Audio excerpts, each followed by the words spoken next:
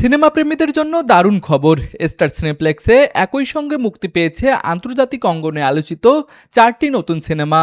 Horror, psychological thriller, animation এবং 3D concert film সব মিলিয়ে দর্শকদের জন্য থাকছে বৈচিত্র্যময় বিনোদনের নতুন আয়োজন। নতুন মুক্তিপ্রাপ্ত সিনেমাগুলোর মধ্যে রয়েছে জনপ্রিয় এভিল ডেড ফ্রাঞ্চাইজির ষষ্ঠ কিস্তি, যেখানে অভিশপ্ত এক বাড়িকে ঘিরে এগিয়েছে ভৌতিক গল্প।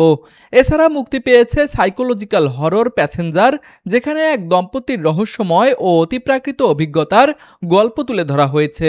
শিশু কিশোর ও পরিবারের দর্শকদের জন্য রয়েছে animated science fiction Time Hoppers the Silk Road. আর সঙ্গীত প্রেমীদের জন্য সবচেয়ে বড় আকর্ষণ পপ তারকা বিলি আইলিশের 3D concert film Hit Me Hard and Soft the tour.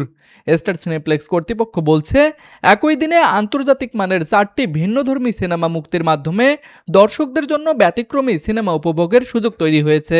সপ্তাহ জুড়ে প্রেক্ষাগৃহে দর্শকদের ব্যাপক সাড়া মিলবে বলেও আশা করছেন তারা। বিনোদন ডেস্ক, আরসিটিভি।